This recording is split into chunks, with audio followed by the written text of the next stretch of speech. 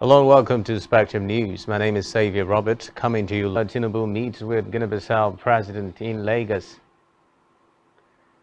Akwa Ibom State Governor Pastor Moino mourns tragic demise of officers and members of Salvation Army Church in auto crash. Plus, France President Emmanuel Macron shelves Germany's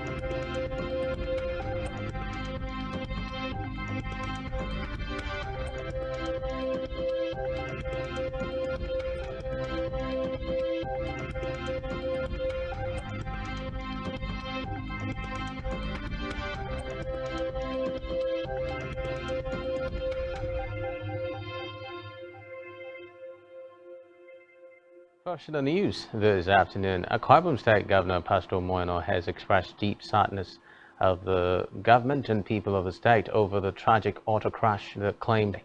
In a message of condolence released by his Chief Press Secretary Ekere Udo and addressed to Commissioner Daniel Kasuso, Territorial Commander, and names involved were from close-knit families, stressing that his heart goes out to all those directly affected by the unfortunate incident. He pledged government's readiness to support the church at this hour. In a related development, the presidential candidate of the Labour Party in the February election, Peter Obi, has expressed shock over the death of 15 members of Salvation Army Ministry in an auto crash. Obi disclosed this through his official Twitter handle yesterday. Recall that on Thursday, Salvation Army Ministry members died from an accident along the Benin-Lagos Expressway in an unfortunate incident that occurred at a bridge across the Ovia River close to Benin City, the Edo State capital. Consequently, 12 pastors, a baby, and the driver died, while others were hospitalized. Reacting to the accident, Obi commiserated with the bereaved families and the Salvation Army Ministry. Similarly, Governor of Edo State Godwin Obaseki consoled the families of those who died and the Salvation Army Ministry. His solidarity during Saturday's visit to President Bola Tinubu at his Ikoyi, Lagos residence. This is according to the special advisor to the President's special duty with a brother African head of state in the first instance, and in particular as a brother head of state in West Africa. The presidential advisor also noted that the visit allowed Mbalo, who is the chairman of the ECOWAS Authority of Heads of State and Government, to reinforce the fraternal relations between the two countries. He told reporters that while the visit was of a private nature, President Mbalo took the opportunity to express his solidarity and willingness to cooperate with Nigeria under the leadership of President Tinubu. President Mbalo is said to have commended the laudable policy, the giant strides of the Nigerian leader.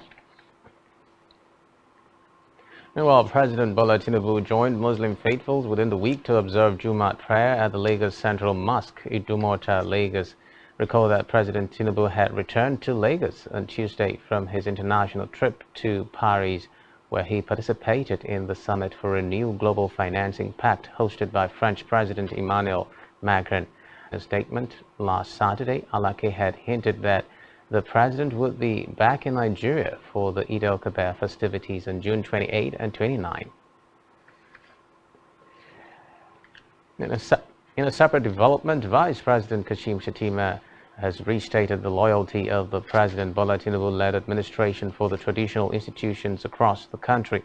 Shettima, who spoke in Sokoto within the week during a Salah homage to the Sultan of Sokoto, Saad Abubakar, said the present administration in the country has high regard and respect to traditional leaders in the country. He said a special visit was directed by the president to government has said that it has so far saved about 400 billion naira as a result of the removal of subsidy on premium motor spirit, popularly called petrol, since May 31, 2023. The operators in the downstream oil sector told newsmen that, going by the revelation of the Nigerian national, had now saved hundreds of billions after halting the subsidy administration in May. The oil dealers also stated that there was a high possibility for the cost of petrol to rise in July, going by the recent floating of into the investors and exporters window on June 14, 2023, allowing market forces to determine the exchange rate.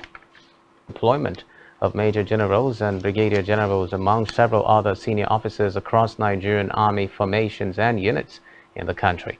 According to a statement by the Director, Army Public Relations, Brigadier General Onyema Nwachukwu, the new development is in continuation of the efforts to rejig the Nigerian Army towards ensuring administrative and operational efficiency, while hinting that redeployment in the Nigerian Army is a routine activity. Onyema, however, noted that the recent retirement of some senior officers as a result of the appointment of the new Army leadership contributed to the latest redeployments. The statement noted that those affected in the recent redeployment include some principal staff officers of Defense and Army headquarters, corps commanders, commandants of the Nigerian Army, training institutions, brigade commanders, commanding officers, and several others. Meanwhile, the Acting Inspector General of Police, Olukayode Wetokun, has directed that a comprehensive training and curriculum for police colleges with emphasis on attitudinal and behavioral change for police officers should be created. For spokesperson Adejobi Muyiwa, the training would include scenarios and simulations that replicate real-life situations to allow officers practice critical decision-making skills, and trainers, subject matter experts, and community stakeholders to develop this comprehensive training program. On to legal matters now, where the human rights lawyer Femi Falana has asked the Department of State Services (DSS) to speed up the investigation into the cases involving the suspended chairman of the Economic and Financial Crimes Commission (EFCC), Abdul Rashid Bauer, and the embattled governor of the Central Bank of Nigeria (CBN), Godwin Emefiele. While Emefiele was arrested on June 10 over allegations of terrorism financing, Bauer was quizzed by the Secret Services over allegations of abuse of office leveled against him. Speaking during a televised interview, Falana urged the DSS to arraign the duo in court if it has evidence of indictment. He argued that the continued detention of Emefiele and Bauer did not reflect the implementation of the Administration of Criminal Justice Act. The senior advocate of Nigeria urged the Nigerian government to handle the cases in line with the provisions of the law to avoid a situation whereby loopholes are exploited. Now, in Kano State on May 29, affirming his administration's commitment to the exercise during Salah homage by the Emir of Kano, Aminu Ado Bayero, and members of the Emirate Council, Governor Yusuf noted that the demolition exercise is done to recover public property, a state property that were illegally acquired by individuals and cronies of the previous administration. Now, in Niger State, the Secretary to the State Government SSG, Abubakar Usman, has reassured all state-owned media outfits of the government's commitment to equipping and rejuvenating them for optimum productivity in information dissemination in the state. The SSG stated this when he received the Permanent Secretary, Ministry of Information and Strategy. Administration is prepared to give priority attention to information, considering its critical role of mobilization and enlightenment in the success of government programs and policies in the state. Now, the federal government and the International Organization for Migration (IOM) evacuated no fewer than 3,850 stranded Nigerians between January and June 2023. This is according to figures obtained from the IOM and the National Emergency Management Agency (NEMA). Checks showed that 2,644 stranded Nigerians from Saudi Arabia in the last 6 months. It was reported on June 24 that NEMA received 126 stranded Nigerians from Sudan, while the agency welcomed 102 distressed Nigerians, mostly young women, from Tripoli, Libya, on June 21.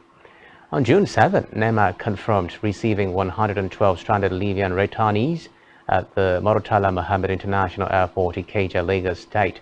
It was reported on May 17 that NEMA facilitated the return of 13 Nigerian students who fled from the Sudan war to Saudi Arabia. On May 14, via the Twitter handle of NEMA, the agency announced that it evacuated 2,518 stranded Nigerians from war-torn Sudan. On May 11, the federal government received 147 stranded Nigerians from Niamey, Niger Republic, while on April 18, via the Twitter handle of IOM, the organization evacuated 107 Nigerians stranded in Libya. On electoral matters in Adamawa State, Hudu Yunusa Ari, INEC National Commissioner Festus Okoye, who made this known to newsmen, said the police have concluded investigations on the matter. Okoye also said the electoral umpire has enough proof to establish a case against Yunusa Ari. Recall that Yunusa Ari had caused controversy after the supplementary election in Adamawa on April 15, 2023, when he announced Aisha Binani Dahiru of the All Progressives Congress APC as the winner of the dramatic poll, while the collation of results was ongoing. The situation prompted INEC to notify the commissioner and the security personnel that were around him when he made the declaration. In education now, the Academic Staff Union of Universities (ASU) has rejected the core curriculum minimum academic standards prepared by the National Universities Commission (NUC). The union said it was nightmarish, a threat to quality university education, and an erosion of powers of the University Senate in Nigeria. NUC pre-packaged 70% CCMA's contents were being imposed on the Nigerian university system, adding that university senates, who are statutorily responsible for academic program development, were left to work on only 30%. He stressed that there were. In another development, the Christian Association of Nigeria of Blasphemy CAN called on government to ensure the protection of all citizens' rights, regardless of their religious affiliations. Meanwhile, the president of CAN, Daniel Oko, in a statement in Abuja, extended condolences to the family and friends of the deceased. He added that CAN firmly believes in the freedom of religion and the peaceful expression of beliefs, therefore denouncing any form of violence or jungle justice in the name of religion. Away from that, the Defense Headquarters has directed all senior officers with seniority on commission above Nigerian Defense Activities by President Bola Tinubu. The notice of resignation was made known in a statement from the Defense Headquarters signed by Major General Y. Yahaya for the Chief of Defense Staff. In a related development, the immediate past Chief of Defense Staff, CDS, General Lucky Oluoye Irabo, retired, has officially pulled out of the Nigerian Army in a colorful parade at Mogadishu Cantonment, Asokoro, Abuja. The pulling out parade is part of military tradition honoring retiring generals, which was well attended by the new Chief of Defense Staff, Major General C.G. Musa, Chief of Army Staff, Major General T.A. Lagbaja, Chief of Naval Staff, Rear Admiral Ikechukwu Ogala, and Chief of Air Staff, Air Vice Marshal Abubakar, Governor Sheriff Oboreveri of Delta State, Boss Mustafa, former SGF, and past Chiefs of Defense, Army, Navy, Air Staff, including Admiral Ibrahim Ogohi, retired, General Alexander Ogomudia, General Martins Agwai, Admiral Olasad Ibrahim, and General Olonishakin, retired, and Irabo's 34 regular course mates attended the ceremony. The event, which involved and families and friends of the Irabos from Delta State. Meanwhile, troops of the 4 Special Forces, Doma, Nasarawa State, have arrested 12 suspected rail track vandals at Angwan Yara Kiana local government area of Nasarawa State. Acting Deputy Director, Army Public Relations of the Command, Major General Joseph Afolashade, made the disclosure at a press briefing in Doma. According to Afolashade, on June 15, 2023, troops of the command, during a routine patrol, intercepted 5 suspected rail track vandals at an abandoned railway station between Angwan Yara and Agyaragu communities of Kiana local government area. He said that the suspects claimed that they were deceived by their sponsors who are on the run. He added that Major General Onyika Shoyele, commander of the Special Forces, had approved that the suspects be handed over to Nigeria Security and Civil Defense Corps, NSCDC, for further investigation and prosecution. Still on security matters, the Police Service Commission (PSC) has approved the appointment and deployment of 8 commissioners of police to state commands in the country. In a statement by its spokesman Ikechukwu sensitivity in his recommendation, the Commission, however, expects that the Inspector General in his subsequent proposals will include more officers of Northeast and Southeast geopolitical zones that are yet to record the benchmark of 15% as decided at its last plenary meeting. The newly appointed state commissioners of police are Godwin Agolo, now CP Borno State Command, Edelesi E. Oluwarotimi, CP Kwara State Command, Adebola Ayinde Hamzat, CP Oyo State Command, Agustina Obodo, CP Ebonyi State Command, and Samuel Titus Musa, CP Kebbi State Command. Others are Aderemi Olufemi Adeoye, CP Anambra State Command, Stephen Olarewaju, CP Imo State Command, and Alamatu Abiodun Mustafa, CP Ogun State Command. Meanwhile, Commission's Chairman Solomon Arase, CFR, a retired Inspector General of Police, said the postings as recommended by the Acting Inspector General of Police was on the average fair and commended the IGP for the inclusion of women. Arase advised that the acting IGP should consider the disadvantaged geopolitical zones while forwarding subsequent proposals for Commission's ratification. Away from that, the Rivers State government has ordered the immediate arrest of the engineer handling the construction of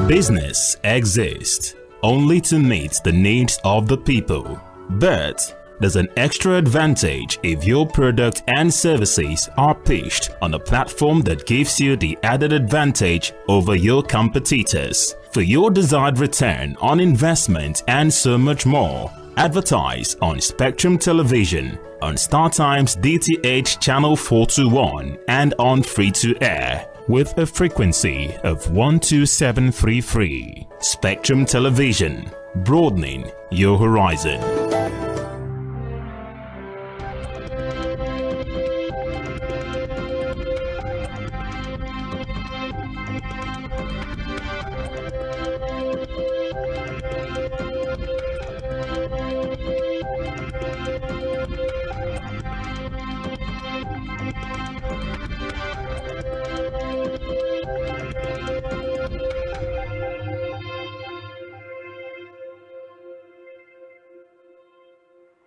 Many thanks for staying tuned. We move on now to Africa, where the United Nations Human Rights Commissioner has urged the British government to rethink its proposed policy to deport Turks. Said the British plans raised very serious concerns in terms of international human rights and refugee laws. The UN Refugee Agency also welcomed the court's decision, saying the UK should pursue other measures, including cooperation with its European neighbours. Meanwhile, the British government is planning a further appeal, saying it is determined to stop the arrival of migrants on small boats. In a related development, Rwanda says it has an excellent record of taking care of refugees and has criticized a legal ruling in the UK that said it was unlawful to deport their asylum seekers to Rwanda. Rwandan government spokeswoman Yvonne Martin countries calling it a very narrow aspect of the issues. She said Rwanda was a signatory to the UN Refugee Convention and they do not, in policy or practice, send back to dangerous situations. Makolo said the country has 140,000 refugees and has been working with the UN Refugee Agency to evacuate endangered migrants in Libya since 2019. Meanwhile, the media regulator in Burkina Faso has banned a French television news channel for 3 months, accusing it of spreading false information about jihadist violence. The High Council for Communication accused the channel of saying that jihadists were advancing rapidly and government troops were using local defense force volunteers as cannon fodder to protect themselves from the onslaught. It will be recalled that in April, the government in Ouagadougou expelled journalists working for the French newspapers. Still in Africa, Tanzania has lifted a ban on nighttime upcountry bus travel that was imposed decades ago. The government says the changes came after considering the views of stakeholders in the transport sector, as well as improved 90s following a rise in road accidents and hijacking of buses. He directed relevant authorities to work to establish a procedure to be followed by the owners and drivers of passenger buses who intend to transport passengers at night. In the meantime, South Africa authorities have said that at least 7 people were reported dead from floods in South Africa's KwaZulu-Natal province, with the death toll expected to rise. According to the provincial authorities, at least 70 homes have been destroyed and more than 150 people left homeless. The authorities noted that many areas in the southeastern parts of the province are recovering from heavy rains and storms that hit earlier in the week. Reports say disaster management teams are still assessing the performed in the city has been successful at making warring parties reach a ceasefire and are providing basic services there. Nema Abdel Rahman told newsmen that while violations have occurred in the state from time to time, is that all parties are now fully committed to the ceasefire and that fighting will not be renewed. Electricity and health care. He says the public markets are also open while being guarded by joint forces. In a separate development, President Macron informed Berlin he was postponing a state visit to deal with the urban laid to rest. Police arrested 1,311 people overnight, Friday through Saturday, the highest figure since the violent protests began over the point-blank killing by a policeman of Nahel M in the Paris suburb of Nanterre on Tuesday. Shops were ransacked and town halls attacked in various locations nationwide, despite the Interior Ministry sending out 45,000 members of the police and also armored vehicles to deal with the rioting. The German presidency announced that Macron spoke by telephone with German President Frank-Walter Steinmeier and informed him of the situation in his country, as he requested the visit scheduled to begin Sunday be postponed. The move is hugely embarrassing for Macron, who earlier this year was forced to postpone a visit by Britain's King Charles III to France due to the protests over pensions. The court says the government does not have the ability to strike down $430 billion in debt, agreeing with the states that the HEROES Act does not authorize the forgiveness plan. The justices ruled 6-3 in favor of Nebraska, the state challenging the.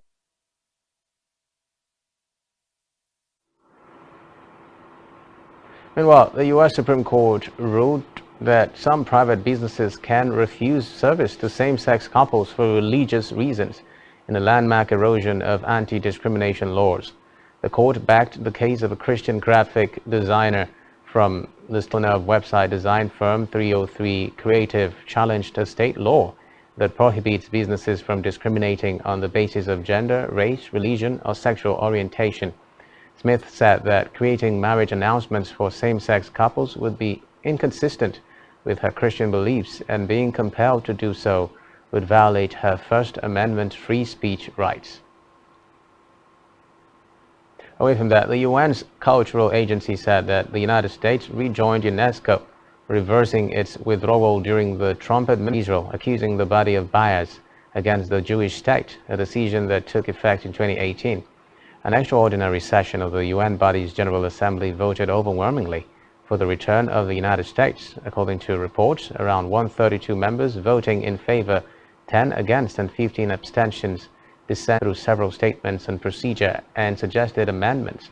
Meanwhile, the United States, a founding member of UNESCO, was a major contributor to its budget until 2011, when the body admitted Palestine as a member state.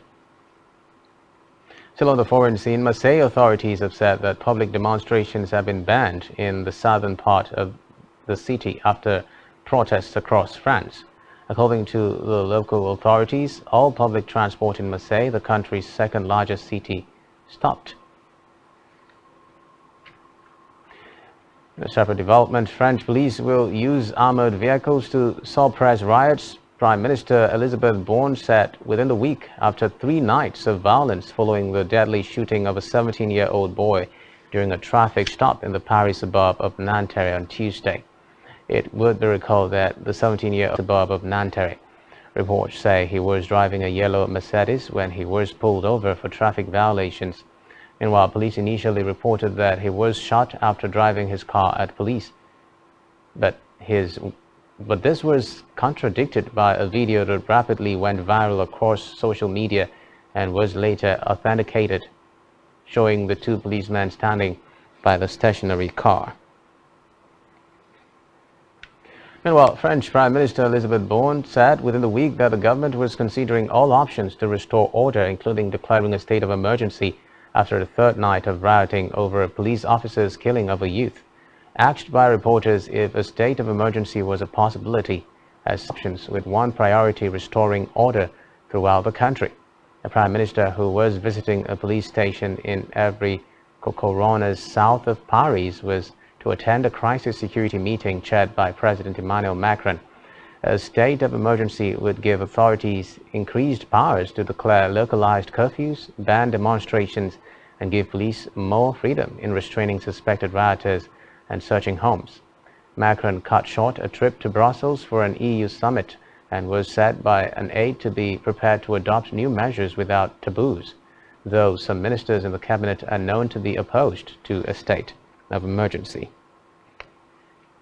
In the meantime, French President Emmanuel Macron called on parents to keep child rioters off the streets. Macron revealed this while speaking with newsmen after chairing a crisis security meeting, adding that around a third of the 875 people arrested overnight for rioting were young or very young. The president further said it is the responsibility of parents to keep them at home and not the state's job to act in their place. Recall that the angry protests. Still on the foreign scene, Russian Foreign Minister Sergei Lavrov said within the week that Moscow would emerge from the aftermath of the Wagner mercenary group's aborted rebellion stronger than before. The uprising sparked the largest political crisis in decades in Russia and posed a potential threat to President Vladimir Putin's authority. Top EU diplomat Joseph Borrell had warned ahead of the bloc summit on Thursday that a weaker Putin would pose a greater danger. Meanwhile, Pope Francis within the week said there was no apparent end in sight to the war in Ukraine as his peace envoy wrapped up 3 days of talks in Moscow. The Vatican said in a subsequent statement that the Pope's envoy, Italian Cardinal Matteo Zuppi, had finished his consultations in Moscow, where he had met one of President Vladimir Putin's advisors, Yuri Ushakov, and the head of the Russian Orthodox Church, Patriarch Kirill. Kazakhstan has announced it had uncovered online efforts to recruit its citizens in the Kremlin-friendly Central Asian country to fight alongside Russian forces in Ukraine. In a related development, President Volodymyr Zelensky ordered top military commanders within the week to strengthen Ukraine's northern military sector following the arrival of Russian mercenary leader Yevgeny Prigozhin and his Wagner Group fighters in Belarus. It would be recalled that Russian Foreign Minister Sergei Lavrov said within the week that Moscow would emerge from the aftermath of the Wagner mercenary group's aborted rebellion stronger than before. Meanwhile, Ukrainian Defense Intelligence Directorate has said that Russians stationed at the occupied Zaporizhia nuclear power plant ZNPP in southern Ukraine are gradually leaving the directorate. The directorate said 3 employees of Russia's state-run nuclear company Rosatom were among the first to leave the plant, adding that Ukrainian employees who had signed a contract with Rosatom were also advised to leave for Russian-occupied Crimea. Elsewhere, several thousand Iraqis gathered near the Swedish embassy in Baghdad within the week for a second day of protests against the Quran burning outside a Stockholm mosque that outraged Muslims around the world. According to reports on Thursday, one group of protesters managed to penetrate the embassy and stay inside for some 15 minutes before leaving when security forces arrived. Within the week, police closed off the street past the embassy with concrete blocks, and the protesters gathered on a nearby avenue. Meanwhile, the demonstration was again organized by supporters of firebrand Shiite cleric Muqtada Assad, whose movement is not part of the current Iraqi government but still commands huge influence. Now, in business, on fuel subsidy removal effects, the Independent Petroleum Marketers Association of Nigeria (IPMAN) has denied the alleged plan by the association to increase the pump price of premium motor spirit (PMS), also known as petrol, to 700 naira per litre nationwide. The chairman of IPMAN Southwest Zone, Dele Tajuddin, made the clarification in an interview in Ibadan, where he urged Nigerians to disregard the speculation and not engage in panic buying. Tajuddin stressed that the product's price would not be more than what it is currently. He commended President Bola Tinubu for removing the subsidy on petrol, adding that it was long overdue. He said the slight increase in pump price was because of the transportation costs and that Nigerians should be at rest as the commodity will not be out of reach for the masses. Meanwhile, a coalition of civil society organizations had vowed to resist the alleged planned increase in the pump price of petrol. In the meantime, the World Bank has said the decision of the previous administration to subsidize the price of petrol hindered the development of e-mobility and use of alternative vehicles like electric minibuses, two-wheelers and three-wheelers. The bank, in a document titled E-Trans Electric Mobility and Transition in Nigeria, Strategy and Implementation, published to facilitate dialogue on urban and rural clean energy e-mobility strategies that reduce air pollution and greenhouse gas emissions, stated that the funding gulped 4.39 trillion naira in 2022. According to the bank, e-mobility is a general term for the development of electric-powered drivetrains designed to shift vehicle design away from the use of fossil fuels. The World Bank stated further that with the removal of fuel subsidy, the introduction of e-buses should be supported by subsidy and financing solutions to offset the high upfront cost. The electricity should come from the renewables where possible. The extent of private involvement should be decided at the outset, and commuters should be encouraged to use e-buses. Away from that, the Socio-Economic Rights and Accountability Project (SERAP) has issued a 14-day ultimatum to President Bola Tinubu over the fuel subsidy removal. SERAP said Tinubu should publish the spending, the details of fuel subsidy within the next 4 weeks.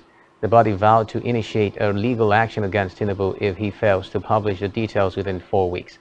Tweeting today, SERAP noted that it had urged President Tinubu to widely publish spending details of the 400 billion naira saved in 4 weeks from the removal of subsidy on petrol or face legal action. Tinubu had declared an end to fuel subsidy regime during his inauguration on May 29. He had vowed to ensure that money spent on fuel subsidy was directed to infrastructures in the areas of education, health, and others. Still to come in the news. United States forward Timothy Weah joins Juventus from Lille for undisclosed fee. Do stay with us.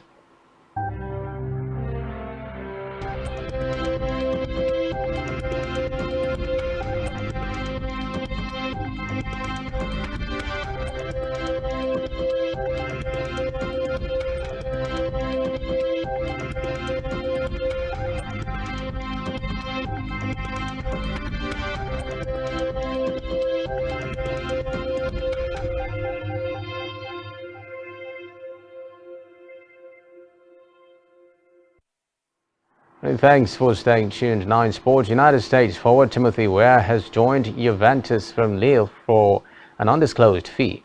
The 23-year-old scored 8 goals in 102 appearances for draw with Wales in the group stage. His father, George, the president of Liberia, won the Ballon d'Or in 1995 while playing for Juve's Italian rivals AC Milan. Timothy Weah was born in the United States but began his professional career with Paris Saint-Germain, where he won the Ligue 1 title before moving on loan to Celtic. It was part of the Celtic side that won the league and cup double in 2018 and 2019. Philly Sports, Manchester United goalkeeper David De Gea's contract came to an end yesterday with no decision over whether he will remain at Old Trafford. It is understood the framework of a contract extension that had been agreed was subsequently. Goalkeeper aged 32 has spent 12 years at the club, where he has played in 545 games. United remain in contact with De Gea, whose response to the huge amount of speculation around his future was to post a yawning emoji on Twitter earlier this week. On the entertainment scene now, prosecutors have said that Hollywood star Kevin Spacey performed a sex act on sleeping victim, groped driver and laughed after sexually assaulting man backstage at theater as he pursued sexually aggressive thrills. The Oscar-winning actor, who denies 12 sex offenses, was described at Southwark Crown Court as a sexual bully who enjoys making people feel powerless and uncomfortable. After the prosecution presented their evidence, Patrick Gibbs, KC for Spacey, gave a short opening speech to the jury, saying the actor had come back to the UK to answer allegations with what actually happened. He suggested to the jury that some of what they will hear has been deliberately exaggerated and are lies. More on entertainment now. The press regulator has ruled that a column by Jeremy Clarkson in The Sun, in which he wrote about the Duchess of Sussex Press Standards Organization, about the article. IPSO Chairman Lord Fawkes said the imagery was humiliating and degrading towards the Duchess. Prince Harry and Meghan accused Clarkson of spreading hate rhetoric. They added that the article published by The Sun in December 2022 was also spreading dangerous conspiracy theories and misogyny. Responding to the IPSO ruling, The Sun said it accepts that with free expression comes responsibility. And that's all we have for you at this time. Do ensure to follow us on social media and subscribe to our YouTube channel, all of which you can find on our website, spectrumtv.ng. You have been watching Spectrum News. My name is Xavier Robert. Do enjoy the rest of your day. Bye for now.